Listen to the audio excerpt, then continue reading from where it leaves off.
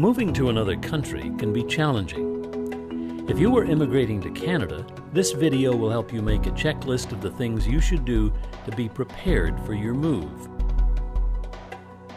To start off, English and French are Canada's two official languages.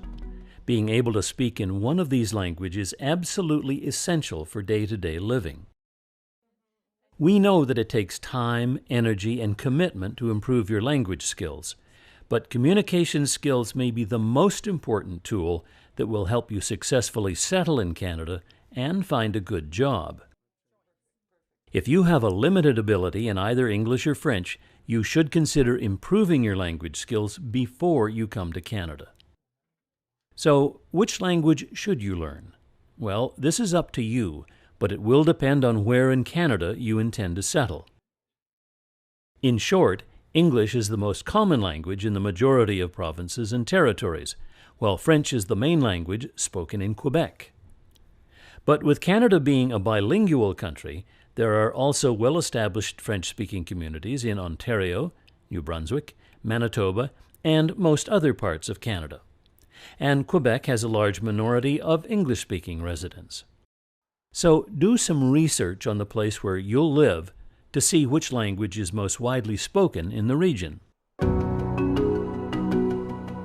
Next, be sure that you have all the proper documents that you and your family will need once you're in Canada. Examples include birth certificates, passports, education diplomas and transcripts, medical and dental records, marriage or divorce certificates, driver's licenses, adoption records for adopted children, and other official documents. A word of advice: it can be much more difficult to get these documents after you have left your country of origin, so take the time to gather them before leaving. If any of your family members are immigrating at a later date, make sure to bring copies of their documents with you as well, in case you need them for any reason prior to your family member's arrival. Another thing to do before leaving for Canada is to translate your documents into either English or French. Be sure to get a certified translation. This means that you need to choose a translation agency with a good reputation. The translator should also give you an affidavit. This is a document on which the translator has sworn that the translation is accurate. The affidavit must be sworn in front of a person authorized to administer oaths in the country where the translator lives. Record the name and contact number of the translation agency in case you need it once you're in Canada. You must keep the original version of your documents as well. One of your first needs after arriving in Canada is, of course, finding a temporary place to stay until you find long-term accommodation. If it's convenient, you can arrange to stay with family or friends for your first days in Canada. Or, if that's not possible, search for a hotel or hostel in a central location. Try to book your hotel or hostel at least several weeks before flying to Canada. By booking in advance, you will likely save money and have a better chance of finding available rooms. To help you choose, most hotels and hostels have websites with prices, photographs, a location map, and a description of the services they offer. A word of caution: beware of very cheap hotels or hostels. They may be located in unpleasant areas or be of a very low standard. One of the most important tasks is preparing to find work in Canada.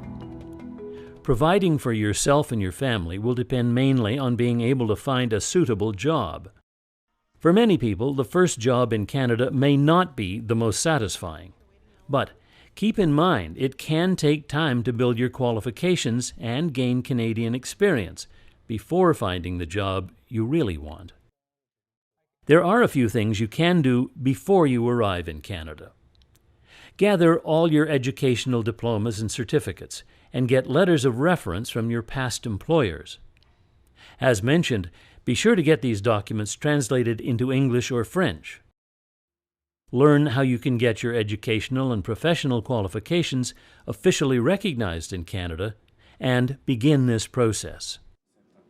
Being accepted to immigrate to Canada doesn't mean that your education, work experience, and professional qualifications will automatically be recognized in Canada. There are processes you have to follow to make sure the education, training, and job experience you obtained in another country are equivalent to the standards applied to Canadian workers. The Foreign Credentials Referral Office can provide you with valuable information on how this process works. As part of this, find out if your profession is regulated or unregulated in Canada. Regulated occupations, in fields like healthcare, engineering, skilled trades, and others, have set standards for how the profession is practiced, and they require a certificate or license. Standards can be different across Canada. Most jobs in Canada are non-regulated occupations, which don't require a license or certificate.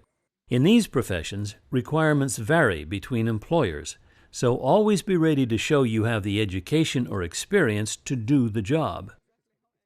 Knowing which category your profession falls into will help you determine the requirements for your occupation in the province or territory where you'll live. Lastly, take some time to learn about searching and applying for jobs in Canada. There are many job search websites in Canada you can use, including the Working in Canada website. If you need to return to school or have school-aged children, do some research on the education system before coming to Canada. Throughout Canada, education is the responsibility of each province or territory, and the various English and French language school boards are publicly funded. There are different schools for children of different ages, but all boys and girls must attend school between the ages of 5 or 6 and 16 or 18, depending on where you will live. There may also be private or religious schools in the area where you'll settle, and the same rules apply, but these schools could be outside the public system. For the most part, the educational systems are similar across the country, but there are some differences between provinces and territories. For this reason, the ministries or departments of education in each province or territory are your main source of information on anything related to education. They all have websites which you can visit to learn about the system before you arrive in Canada. At the very least, take note of the deadlines for applying and registering at schools, colleges, and universities so that you're ready once you arrive. This will make sure you don't miss important dates. Another step you can take to prepare for your arrival in Canada is to buy private health insurance. Canada has a universal health care system. It is designed to provide citizens and residents of Canada with access to health care, which is paid for by money collected through taxes. But you should be aware that there is a waiting period before you're eligible to benefit from it. For that reason, you should buy private insurance to cover your first 3 months in Canada. This will take care of any emergency medical costs, should they arise, until you have access to government health insurance. And if you're unsure whether you'll be eligible to apply for government health insurance once you arrive in Canada, check with the government of the province or territory where you plan to live. There are a few more things you can do before you leave for Canada to prepare yourself. Learn about the province or territory and the city or town where you will live. Many of these places have websites with information that will be practical for you to know prior to your arrival.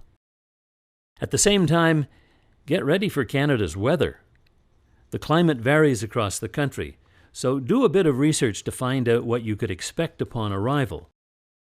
It's a good idea to buy some warm clothes to keep you comfortable during the first few days, especially if you're arriving in Canada during the fall, winter, or spring. You should also take some time to learn about Canada's laws and your rights, as well as civic responsibilities.